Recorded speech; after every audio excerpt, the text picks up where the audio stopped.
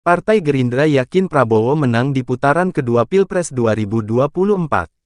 Wakil Ketua Umum DPP Partai Gerindra, Habibur Rahman, mencermati banyak hasil lembaga survei yang mengunggulkan Capres Prabowo Subianto dalam simulasi duel head-to-head. Karena itu, ia yakin Prabowo dapat meraih kemenangan pada putaran kedua pemilihan Presiden Pilpres 2024. Kepercayaan dirinya itu beralasan, karena elektabilitas Prabowo akan mampu mengantarkannya ke putaran kedua Pilpres 2024. Dalam putaran kedua tersebut, Wakil Ketua Komisi 3 DPR tersebut yakin dapat meraih suara pemilih bakal calon presiden Capres yang tak lolos.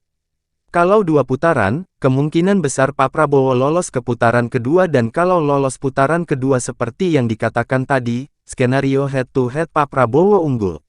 Artinya, ini membuat kami super optimis menghadapi pemilu 2024, ujar Habibur Rahman di Gedung Nusantara II, Kompleks Parlemen, Jakarta Pusat, Selasa tanggal 22 Agustus tahun 2023.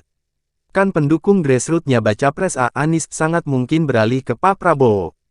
Begitu juga Bacapres G. Ganjar kalau putaran kedua sangat mungkin beralih ke Pak Prabowo, kata Habibur Rahman menambahkan. Kendati demikian, kata dia, Prabowo sudah mengingatkan kepada seluruh kader Partai Gerindra untuk tidak sombong menanggapi hasil survei tersebut. Jangan sampai, menurut Habibur Rahman, sikap jemawa tersebut justru mengantarkan Prabowo dan Partai Gerindra kepada kegagalan di kontestasi nasional mendatang. Jangan sampai karena kita lengah, sesuatu yang sudah di tangan, menurut lembaga survei ini, kemenangan keunggulan yang sudah di tangan lepas begitu saja. Itu yang diwanti-wanti Pak Prabowo kepada kami, ujar Habibur Rahman. Lingkaran Survei Indonesia LSI, Denija melakukan simulasi Capres dan Cawapres 2024.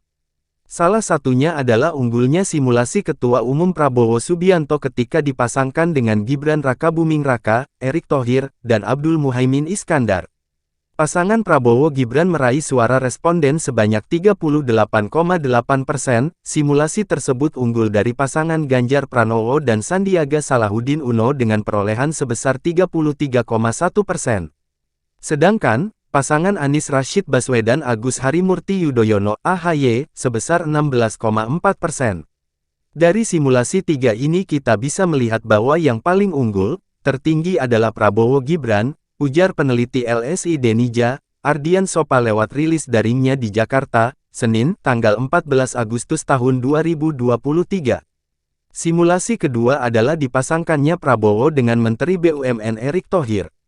Pasangan tersebut mendapatkan suara dari responden sebesar 38,9%.